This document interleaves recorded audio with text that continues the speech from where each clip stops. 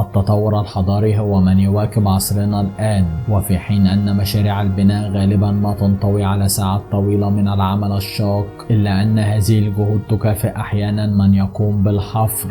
واليوم في هذا الفيديو سنشاهد معا اكتشافات مفاجئة وغير متوقعة في مواقع البناء. 10. الجائزة الكبرى.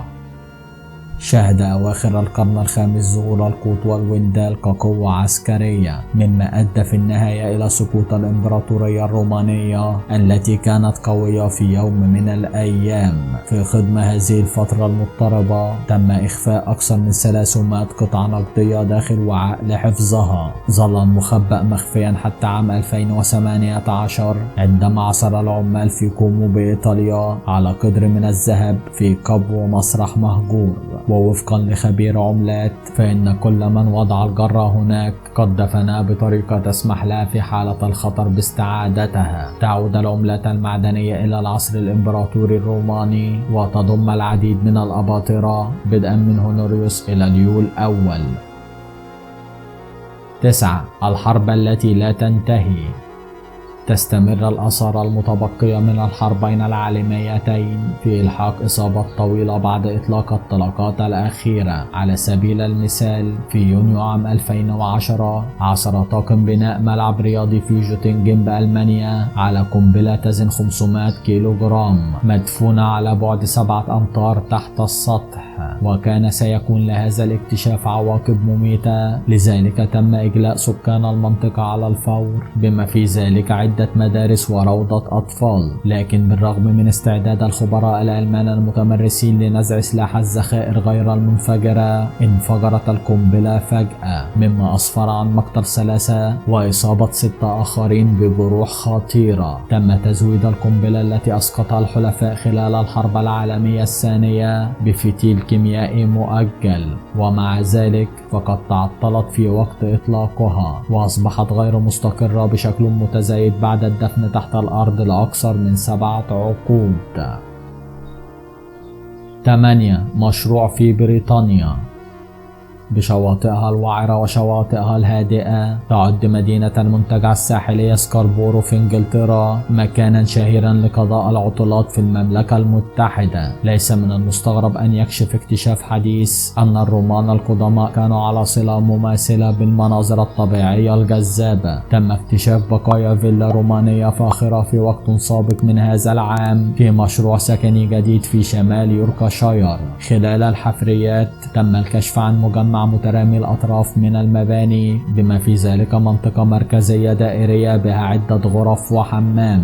يعتقد كيس إمريك مفتش الآثار في انجلترا التاريخية أن التصميم الفريد ربما يكون الأول من نوعه في الإمبراطورية الرومانية بأكملها. وقال كيس إمريك إنه مبنى مثير للاهتمام حقا في الوقت الحالي.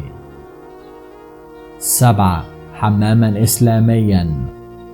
يتميز مطعم التباسة الشهير الواقع في قلب مدينة أشبيلية بأسبانيا ببقايا حمام إسلامي عمره 900 عام تم اكتشافه أثناء التجديدات في عام 2020. فعندما ألغى جائحة الفيروس التاجي الموسم السياحي القوي العام الماضي، قرر أصحاب المطعم معالجة بعض الإصلاحات التي طال انتظارها. وعندما بدأ العمال في تقطيع الجبس من السقف المقبب، اكتشف حماما إسلاميا من القرن الثاني عشر مليئا بمناور على شكل نجمة ولوحات هندسية تمثل سماء الليل. يعود تاريخ الهيكل إلى حقبة حكمت فيها الخلافة الموحدية معظم شبه الجزيرة الأيبيرية وشمال أفريقيا كجزء من إمبراطورية البربر. وغالبا ما استخدم المصلون هذه الأنواع من الحمامات المزخرفة لتطهير أنفسهم قبل دخول المسجد للصلاة. 6. قطع الفيكنج الأثرية. سواء تم النظر إليها على أنها فن تعبيري أو عمل تخريب لا معنى له، فإن الكتابة على الجدران تمتد إلى آلاف السنين عبر مجموعة من الحضارات. كشفت أعمال التنقيب عن فندق جديد في دبلن في عام 2019 عن مجموعة من قطع الفيكنج الأثرية التي تضمنت رسومات على الجدران محفورة على قطعة من الألواح. يعود تاريخها إلى فترة ما قبل حوالي 300 عام بعد استيطان الفيكنج لأول مرة على الساحل الشرقي لأيرلندا. تصور الصورة محاربا على حصان يحمل درعا في يده وسيفا في اليد الأخرى، ويبدو أيضا أنه تم إطلاق النار عليه بسهم، مما يشير إلى أن الفنان ربما كان يحاول الإدلاء ببيان سياسي. تم التنقيب في أحد أقدم أحياء دبلن في العاصمة الأيرلندية، فوجد علماء الآثار أيضا عناصر من مستوطنتين أخريين من العصور الوسطى والقرن ال17 في نفس المنطقة المشبعة بالمياه، وهي حالة ساعدت في الحفاظ على الاكتشافات النادرة. 5. القذيفة المتفجرة. من عام 1861 إلى عام 1865 أطلقت قوات الاتحاد والكونفدرالية ما يقدر بنحو 1.5 مليون قذيفة مدفعية على بعضها البعض. لم ينفجر كل منهم على الرغم من ندرتها النسبية مقارنة بالنزاعات الأخرى والمناطق التي مزقتها الحروب، إلا أن الذخائر غير المنفجرة من الحرب الأهلية الأمريكية لا تزال موجودة في بعض الأحيان. اكتشف عمال البناء في تشارلستون بولاية ساوث كارولينا قذيفة طولها 8 بوصات أثناء حفرهم ممرا مرصوفا بالحصى في عام 2003، وكانت القذيفة مليئة بالمسحوق الأسود مما أدى إلى إغلاق جزء من وسط المدينة. ولحسن الحظ تمكنت فرق المتفجرات من التخلص من الذخيرة بنجاح. 4. المعادن الثقيلة.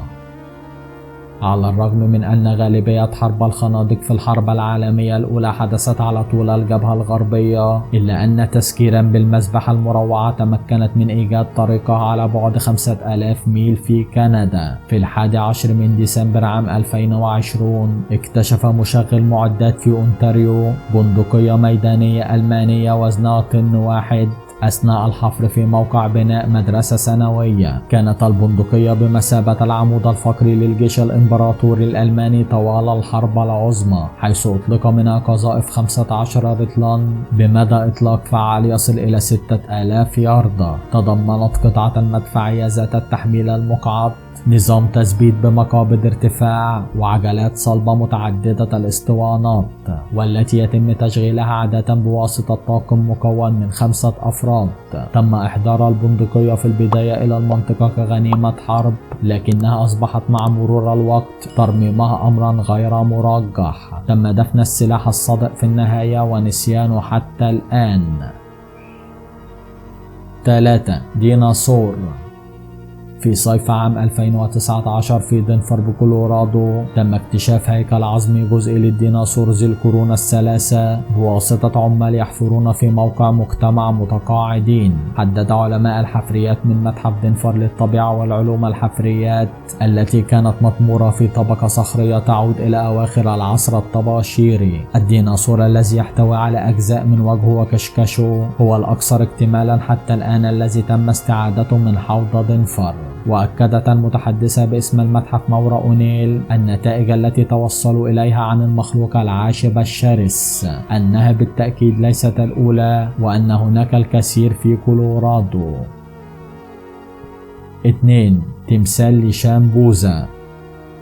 تعد الصين موطنا لمجموعة كبيرة من الآثار القديمة، بما في ذلك تمثال لشان بوذا العملاق الذي يبلغ طوله 71 مترا وهو أطول تمثال في العالم. تمت إضافة بوذا البالغ من العمر 600 عام إلى القائمة مؤخرا بعد الخروج من خزان هونغمن في مقاطعة جيانغاشي الشرقية في عام 2017. كان رأس التمثال قد غمر سابقا في 32 قدما من الماء قبل أن يعاود الظهور بشكل كبير بعد العمل على بوابة الطاقة الكهرومائية. اقترح المؤرخون أن الرقم يمكن أن يعود إلى أوائل عهد أسرة مينغ، والتي استمرت من 1368 إلى 1644 ميلادية.